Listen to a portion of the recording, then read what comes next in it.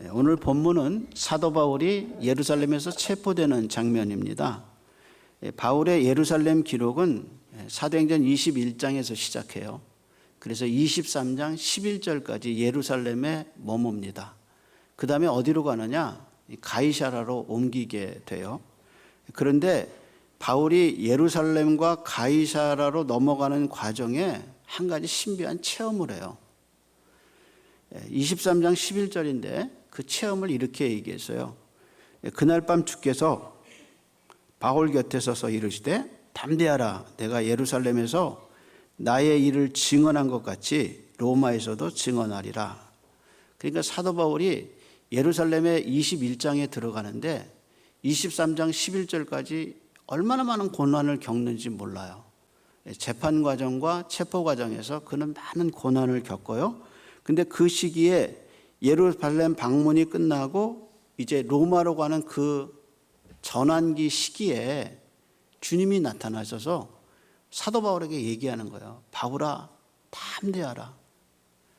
내가 여기서 나의 일을 증언한 것 같이 로마에서도 내가 너를 지켜주겠다 하고 약속하는 장면이에요. 그래서 바울은 예루살렘에서 21장에서 23장까지 지내면서 그 아프고 힘들었던 과정을 주님이 나타나셔서 싹 씻어주셔요.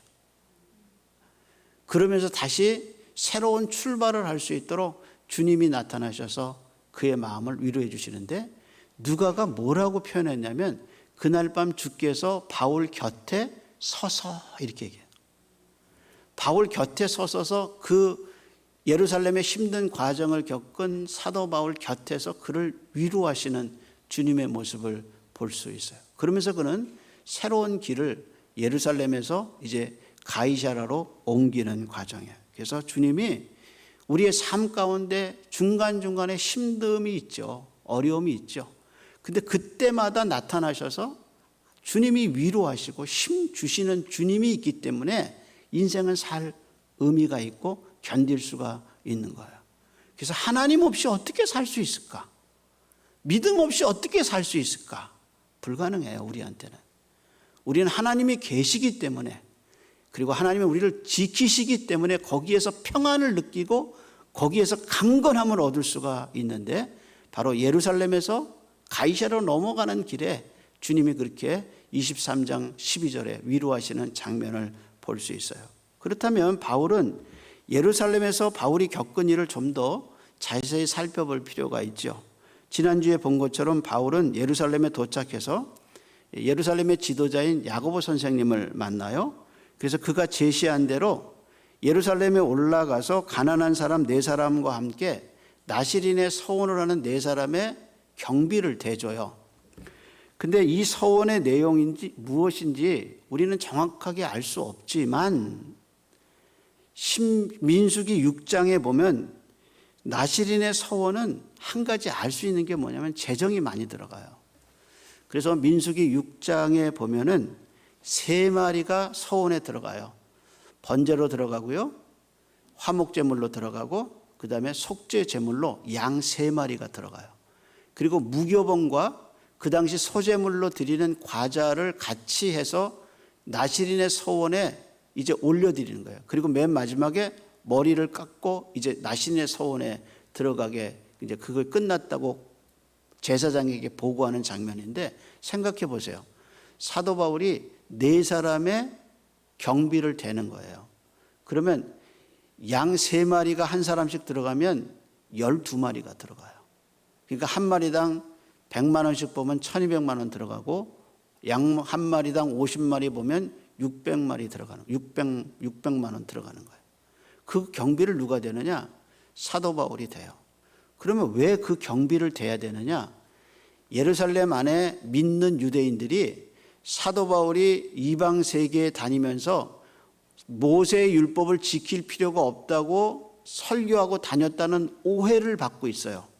근데 그 오해를 해소하기 위해서는 사도 바울이 그 많은 사람들 앞에서 경비를 내면서 나도 유대인으로 구원을 위해서 모세의 율법을 지키지는 않지만, 구원을 위해서 모세의 율법을 지키는 게 아니라 유대인이기 때문에 모세의 율법을 내가 지킨다는 것을 많은 사람 앞에 보여주기 위해서 그 경비를 내는 거예요. 그래서 예루살렘의 지도자들이 사도 바울의 오해를 풀기 위해서 그 돈을 사도 바울이 직접 내서 그 율법을 지키는 모습을 보여주게 했는데, 오해는 풀렸는지 모르지만 이 일 때문에 사도 바울이 체포되는 거예요. 그래서 누가는 체포되는 과정을 상세히 이야기하고 있습니다. 그럼 어떻게 체포되나? 우리 성경으로 돌아가 봅시다. 27절이죠. 그 이레가 거의 참에 어디서 내려왔어요? 아시아에서부터 온 유대인들이 성전에서 바울을 보고 모든 무리를 충동하여 그를 붙잡고, 그러니까 여기 아시아에서 내려온 사람은 에베소에서 내려왔어요. 왜냐하면 19장에 가면 에베소에서 이 유대인들이 사도 바울을 괴롭혔어요. 그 유대인들이 다시 예루살렘까지 내려와서 사도 바울을 괴롭히는 장면이에요. 그럼 뭐라고 얘기했나? 28절 보세요. 외치되 이스라엘 사람들아 도우라. 이 사람이 각처에서 우리 백성과 율법과 이곳을 비방하여, 근데 이곳은 예루살렘이에요. 예루살렘 성전이에요. 이곳을 비방하여 모든 사람을 가르치는 그자인데 또 헬라인을 데리고 성전에 들어가서 이 거룩한 곳을 더럽혔다. 그럼 헬라인이 누구냐? 29절에 나오죠. 이는 그들이 전에 에베소 사람 드로비모가 바울과 함께 시내에 있음을 보고 바울이 그를 성전에 데려간 줄로, 그 다음 말이 뭐죠? 생각함이더라. 절을 보셔야 돼요. 누가는 사도 바울이 유대인들에게 붙잡히는 장면을 상세히 표현했어요. 근데 그 당시 예루살렘 성전의 구조를 이해하셔야 돼요. 예루살렘 성전에 들어가면 예루살렘 성전에 이방인의 뜰이 있어요. 이방인의 뜰을 지나면 유대 여자만 들어갈 수 있는 여인의 뜰이 있어요. 그 여인의 뜰을 넘어가면 유대 남자만 들어가는 유대 남자의 뜰이 있어요. 이제 그 뜰을 넘어가면 제사장의 뜰이 있고, 그 다음에 이제 성전이 있는 거예요. 그 성전에 들어가서 제사장만 그 성전에 들어가서 이제 제사를 드릴 수 있는 구조로 되어 있는데, 이방인의 뜰과 유대의 여자가 들어가는 그 뜰 사이에 경고판이 붙어 있어요. 그 경고판에 이렇게 기록되어 있어요. 어떤 외국인도 성전과 경내에 둘러싼 장벽 안으로 들어올 수 없다. 침입하다가 붙잡힌 사람은 누구든지 결과적으로 맞게 되는 죽음을 스스로 책임이 있다.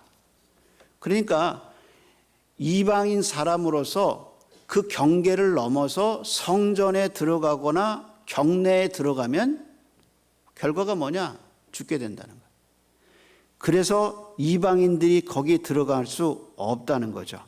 그런 성전에 지금 사도 바울이 외국인을 데리고 들어갔다 하고 사람들이 지금 오해하기 시작하고, 그래서 그렇게 되면 성전에 대한 모독이 일어나고 유대인들의 큰 반발이 지금 일어난 겁니다. 지금 에베소에서 온 유대인들이 사도 바울이 바로 그런 일을 했다고 소리쳤어요. 그래서 그걸 듣고 있던 사람들이 같이 흥분해서 사도 바울을 지금 잡게 되는 장면이죠. 제가 미국 병원에서 원목 훈련을 받을 때 귀에 못에 박히도록 들은 두 가지 단어가 있습니다. 이제 그 채플린 댄이라는 채플린이 저를 지도해 줬는데, 이제 몇 사람이 모여서 이렇게 두 병원이 연합돼서 채플린을 기르는 과정인데요. 그 과정에서 제가 원목들에게 가장 많이 들었던 두 가지 말이 있습니다. 첫째는 원목은 말하는 사람이 아니라 듣는 사람이다 라는 말입니다. 채플린의 롤이 뭐냐? 말하는 게 아니라는 거예요. 아픈 환자들이 자기의 답답한 심정과 자기의 아픔을 얘기할 때 채플린은 가서 상담 신청을 받으면 가서 그걸 들어주는 역할이에요. 근데 이제 목회자들은 말을 많이 하잖아요. 가르치는 일을 오래 했고 또 강단에서 일방적으로 얘기하다 보니까 말하는 게 습관이 된 분들이 있어요. 그래서 모이면 계속 말하는 분들이 있는데 저는 이 채플러 훈련 받으면서 듣는 훈련을 좀 한 것 같아요. 그래서 말하기보다 듣는 것의 중요성을 좀 배운 것 같아요. 그래서 귀에 못이 박히도록 들은 말이 뭐냐? 채플린의 롤은 말하는 게 아니라 리스닝이다. 이 말을 많이 들었어요. 제가 또 하나 들은 단어가 있습니다. 그건 뭐냐면 추정하지 말라는 말이에요. 영어로 말하면 don't assume 이라는 말이에요. assume하지 마라. 너 환자들 얘기할 때 이 환자의 챕터나 이 차터나 그다음에 이 환자의 그 상태를 보고 이 사람은 이런 사람이다 미리 예측하지 말라. 추정하지 말라는 거예요.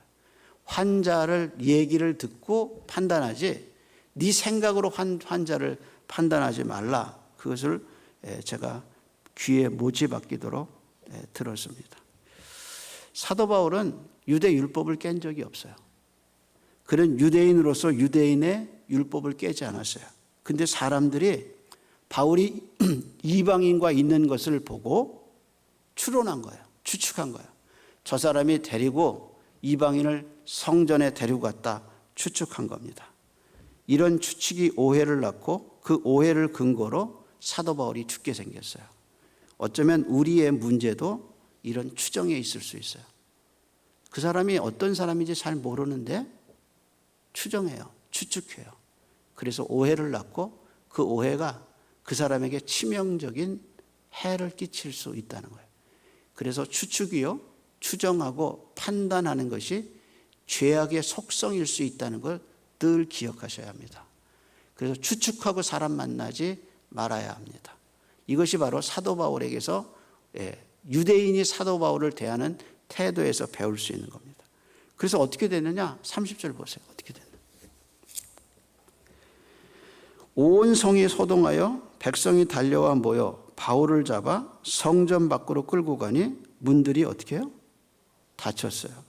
그리고 31절 보세요. 그들이 그를 뭐 하려고 그랬어요? 죽이려고 이럴 때. 온 예루살렘이 요단하다는 소문이 군대의 천부장에게 들림에 이렇게 나옵니다. 천부장이 출동했다는 말은 로마 군인의 구성원이요. 천부장이 1000명을 데리고 있으면 백부장은 100명을 데리고 있는 겁니다. 그런데 로마 1000명의 구성원이 어떻게 되어 있느냐? 보병이 76명이고요. 760명이고 말을 타는 기병이 240명입니다. 그래서 천부장이 혼자 온 게 아니라 백부장들을 대동하고 옵니다. 확인해 볼까요? 32절입니다. 이렇게 얘기하죠. 그가 급히 군인들과 그 다음에 뭐예요? 백부장들을 복수입니다. 단수 아니에요? 거느리고 달려 어떻게 했어요? 내려가니. 그러니까 이 지역은 높은 거예요. 이렇게 얘기하죠. 그들이 천부장과 그 군인들을 보고 바울 치기를 그치는지라. 여기서 우리는 예루살렘 성전 구조를 이해하셔야 돼요. 로마는 항상 예루살렘 성전을 주시했습니다. 그 이유가 뭐냐? 예수님이 공생의 마지막에 성전에 가시죠. 성전에 가셔서 채찍을 만드시면서 사람들을 장사하는 사람을 쫓으시면서 하신 말씀이 있어요. 그 말씀이 이겁니다. 너희가 만민이 기도하는 내 아버지의 집을 강도의 소굴로 만들었다. 그렇게 얘기하시면서 예수님이 물건 파는 사람을 쫓으셔요. 여기서 강도의 소굴이 뭐냐? 이게 우리가 얘기하는 형법상의 강도를 의미하는 게 아닙니다. 내 아버지가 만민이 기도하는 내 아버지 집이라는 말하고 강도의 소굴이라는 말이 비교되고 있어요. 그 문장에서. 그러면 강도의 소굴은 뭐냐? 예수님이 십자가에 죽으실 때 양옆에 강도 2사람이 있어요. 그 강도가 형법상의 강도가 아니에요. 왜냐하면 예수님 대신 바라바를 놔줄 때 백성이 소리치죠. 예수는 십자가에 못 박고 바라바는 내줘라. 근데 그 바라바를 뭐라고 성경이 기록하냐면 그가 밀란을 일으키고 사람을 죽인 자더라. 거기 바라바가 강도인데 예수님 옆에 그 강도, 예수님이 말하고 성경이 말하는 강도는 혁명가예요. 다시 말해서 로마 정부를 대항하는 혁명적 세력, 혁명적 정신, 이게 어디서 싹트기 시작했느냐? 그게 예루살렘 성전의 기반이 된 거예요. 여러분, 교회가 민족주의에 사로잡히고 반공주의에 사로잡히면 무슨 문제가 생기냐? 그 교회가 교회로서의 본질을 잃어버려요. 왜냐하면 교회는 하나님을 나타내고 복음을 전하고 만민이 모여서 기도하고 하나님을 경배하는 열방을 품은 것이 뭐냐? 그게 교회예요. 그래서 이방인과 유대인이 하나 돼서 예수 그리스도 안에서 하나님을 경배하고 기도하고 찬양하는 것, 누구라도 올 수 있는 곳이 어디냐? 그것이 교회의 본질이란 말이에요. 근데 민족주의가 사로잡으면 그 교회는 민족주의의 예속이 돼요. 그래서 예수님이 하신 말씀이에요. 얘 집이 만민이 기도하는 집인데 너희가 강도의 소굴을 삼았다. 그래서 민족주의와 로마에 항거하는 저항 세력이 예루살렘의 성전의 본질이 된 거예요. 그래서 예수님이 책망하신 거예요. 그래서 로마 사람들은 그게 두려워서 어떻게 했느냐? 예루살렘 성전 옆에 안토니오 요새를 세웠어요. 그래서 높은 곳에서 경비병이 항상 예루살렘 성전에서 무슨 일이 있는가를 살펴봐요. 그런데 지금 보니까 사도 바울 때문에 그 성전에서 소동이 일어났어요. 그래서 어떻게 했냐? 천부장이 백부장을 데리고 급하게 내려온 거예요. 그래서 사도 바울이 매 맞고 있는 장면에서 천부장이 오고 그들이 때리는 것을 그만둔 상태입니다. 그것이 바로 예루살렘 성전의 특성이죠. 그래서 만약에 예루살렘 성전에서 천부장이 그 군대로 소요를 감당할 수 없다. 그럼 어떡하냐? 가이사라에 주둔군이 있어요. 항구 도시인 가이사라에 로마 주둔군이 있어요. 그 본대에다 연락해서 가이사라에서 군대가 밀려오는 것이 당시 로마가 예루살렘을 다스린 군사적 시스템이에요. 그런 관점에서 예루살렘 성전에 천부장이 바라보고 있다가 사도 바울을 건지러 내려온 겁니다. 여기서 우리는 질문 하나를 던져야 돼요. 그 질문은 왜 사도 바울이 예루살렘 지도자들, 특별히 야고보 선생의 말대로 했는데 왜 체포됐을까? 유대인들의 오해를 풀기 위해서 예루살렘 교회 리더들이 말한 대로 했는데 풀리기는커녕 왜 더 체포되는 결과가 있을까? 그러면 야고보 선생이 제시한 이 방법이 잘못된 건가? 아닙니다. 바울은 예루살렘에 와서 기도의 권위자고 또한 야고보 선생이 예루살렘 리더로서 권유한 이 권유를 받아들였는데 체포된 거예요. 핵심은 이겁니다. 우리가 하나님의 길을 갔는데 일이 잘못된 것처럼 보일 때 그때 내 신앙이 어떤 상태인지 알 수 있다는 겁니다. 하나님의 말씀대로 살았는데 왜 이런 일이 생기지? 이럴 때 내 신앙을 점검하게 되는 거죠. 예를 들어서 출애굽기 이스라엘 백성이 애굽을 나와 홍해 앞에 섭니다. 하나님의 인도하셨어요. 예루살렘을 나와서 하나님 어디까지 인도했느냐? 홍해까지 인도했어요. 근데 뒤에서 애굽의 군대가 밀려 들어옵니다. 그러면 하나님의 인도가 잘못된 건가? 하나님이 분명히 인도하셔서 왔는데 길이 없는 거예요. 그런데 이스라엘 백성은 반드시 이 홍해를 지나가야 합니다. 왜냐하면 이 홍해를 지나가야 애국 군대의 영향력이 홍해에서 끝나요. 홍해를 지나지 않고는 애굽의 영향력을 끝낼 수가 없어요. 그래서 하나님이 어떻게 했냐? 애굽 군대를 홍해에서 다 수장시켜버리죠. 그래서 애굽의 실질적 영향력이 이스라엘 사람들에게 못 미치게 하기 위해서는 어떻게 하느냐? 반드시 홍해 앞에 와야 돼요. 사무엘서에서요, 다윗이 하나님의 기름 부음을 받아요.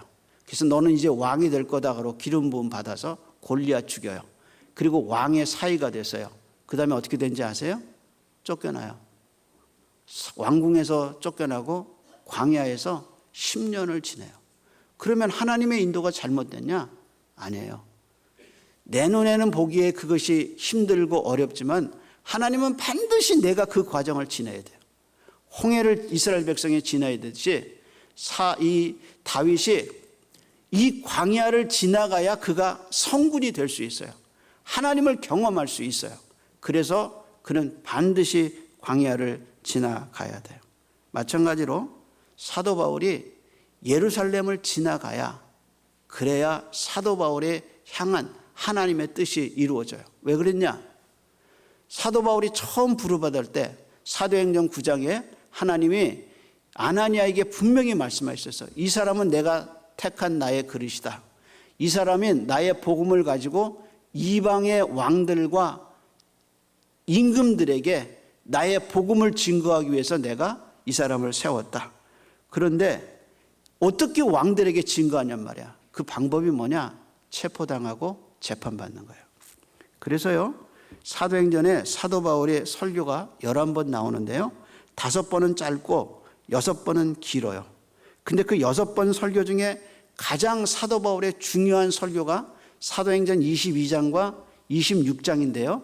이 두 설교는 다 사도 바울이 체포되고 한 말이에요. 체포돼서 재판정에서 한 설교가 22장과 26장의 설교입니다.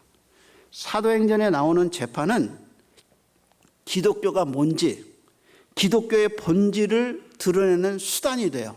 예를 들어서요, 기독교가 유대교와 같다면 왜 유대인들은 기독교를 핍박할까? 이게 로마 정부가 궁금한 거예요. 왜냐하면 로마 정부는 보호하는 종교로서 유대교를 보호했어요. 근데 유대교가 기독교를 핍박하면서 로마 정부의 입장은 뭐냐? 아니, 우리가 보기에는 유대인이나 기독교인이나 똑같이 보이는데 왜 유대교가 기독교를 핍박할까? 그게 로마 정부의 궁금증이에요. 그리고 왜 기독교가 그렇게 핍박을 받는다면 기독교의 본질은 뭔가? 그리고 이 기독교의 본질을 아는 과정에서 반드시 드러나는 이름이 있는데 그 이름이 예수예요. 그래서 왜 예수가 십자가에서 죽인 예수가, 로마 정부가 십자가에서 죽인 예수인데 왜 기독교는 그 예수가 3일 만에 살아났다고 선포하고 다니는가? 이게 로마 정부가 궁금한 거예요. 더군다나 예수님이 빌라도에게 재판받을 때 빌라도가 물어요. 네가 유대인의 왕이냐? 그랬더니 예수님이 하신 말씀은 네 말이 맞다. 그랬는데 그럼 네 나라가 어디 있느냐? 예수님이 이렇게 얘기하시죠. 내 나라는 여기에 속한 것이 아니다. 내 나라는 하나님의 나라다. 그러니까 로마 정부는 이 하나님의 나라가 어떤 나라인지 정치적으로 궁금한 거예요. 근데 로마 정부가 이렇게 궁금해하는 기독교의 본질이 어느 과정에서 나타나느냐? 이게 재판 과정에서 나타나는 거예요. 법관이 물어보고 피고가, 원고가 서로 이 토론하는 과정 속에서 기독교의 본질이 무엇인가? 사도행전 21장부터 28장까지 기독교의 본질이 예루살렘에서 로마까지 재판 과정을 통해서 문서적으로 공개적으로 확실하게 드러난 사건이 뭐냐? 그것이 바로 재판이란 말이에요. 그래서 기독교 사도행전 21장 28장까지 재판의 중요성은 거기에 있어요. 그러면 사도 바울이 자기가 체포될 걸 몰랐냐? 아니에요. 사도 바울은 사도행전 20장에 가이사랴 빌립보 집에 갔을 때 그 가이사랴에 있는 빌립의 집에서 유대의 선지자 아가보가 내려옵니다. 내려와서 실감나게 이렇게 예언하죠. 사도 바울의 허리띠를 붙잡고 아가보가 자기 손목에다 묶으면서 이렇게 얘기해요. 이 허리띠의 주인이 이렇게 묶여서 유대인에게 잡힌 다음에 이방인에게 넘어갈 거다라고 얘기합니다. 그런데 누가가 이 사도 바울이 묶여서 넘어가는 장면에서 우리에게 연상시키는 분이 있어요. 그분이 누구냐? 예수님이란 말이에요. 예수님이 유대 지도자들에 의해서 붙잡혀서 빌라도에게 넘겨지는 이 과정과 사도 바울이 사도행전 21장에 유대인에게 잡혀서 로마 정부에게 넘겨지는 과정이 오버랩되는 거예요. 그러면서 얘기하는 게 뭐냐? 사도 바울이 진정한 예수님의 제자라는 거예요. 그래서 사도 베드로가 사도이듯이 여기 마지막 장면에 이 넘겨짐을 통해서 사도 바울도 확실한 사도라는 사실을 우리에게 보여주죠. 그때 바울이 뭐라고 말했느냐? 그렇게 얘기하면서 예루살렘에 올라가지 말라고 그러니까 바울이 네가 어찌해서 이렇게 울면서 내 마음을 아프게 하느냐? 나는 예루살렘에 올라가서 결박을 당할 뿐 아니라 나는 죽기를 각오했다라고 말하죠. 그래서 바울은 자신이 체포가 하나님의 뜻인 줄 알아요. 신앙이 깊어지면 고난이 하나님의 뜻이라는 걸 알게 돼요. 하나님이 고난을 통해서 나로 하여금 더 깊은 하나님을 경험하게 하겠구나. 그래서 홍해 앞에 선 이스라엘 백성이 두려워할 때 모세가 말한 거예요. 잠잠히 하나님의 구원을 기다려라. 사도 바울의 그 주옥 같은 시편의 시는 어디서 나왔냐? 광야 생활하면서 나왔어요. 그의 신앙이 광야 생활을 통해서 깊어지고 성군의 길을 걸어간 거예요. 우리는 살아가면서 여러 가지 일들을 당합니다. 잘못되지 않아요. 잘못된 게 아니에요. 내가 그 길을 겪어야 하는 거예요. 그래서 복음과 함께 고난받는 것을 두려워하지 마세요. 두려워하지 마세요. 선지자 이사야가 하나님의 생각과 사람의 생각을 이렇게 비유했어요. 내 생각이 너희 생각과 다르며 내 길은 너희 길과 다르다. 어느 정도로 다른가? 이는 하늘이 땅보다 높음 같이 내 길은 너희 길보다 높으며 내 생각은 너희 생각보다 높다. 높이 계신 하나님은 실수하지 않아요. 전능하신 하나님은 오류를 범하지 않으셔요. 홍해 앞에 있다고 두려워하지 마세요. 갇혔다고 고민하지 마세요. 살아계신 하나님 의지합시다. 그 하나님 바라봅시다. 하나님은 우리와 함께 하십니다. 기도하겠습니다. 하나님, 기도할 수 있는 은혜를 주셔서 감사하고 예배할 수 있는 은혜를 주셔서 감사합니다. 이 기도가 가장 좋은 날, 가장 좋은 하나님의 시간에 성도들에게 임재하게 하여 주시고 성도들의 안타까운 기도와 그 소원이 예수 그리스도 안에서 하나님의 때에 이루어질 줄로 믿는 믿음을 주시옵시고 홍해가 열려지고 갇힌 자가 해방되고 눈먼 자가 눈 떠지는 예배의 영광을 보여주시옵시고 믿음의 길, 신앙의 길 흔들리지 않고 좌로나 우로나 치우치지 않고 주님 주신 이 기도의 길과 예배의 길을, 말씀의 길을 잘 걸어가는 교회와 성도들에게 은혜를 입혀 주시옵소서.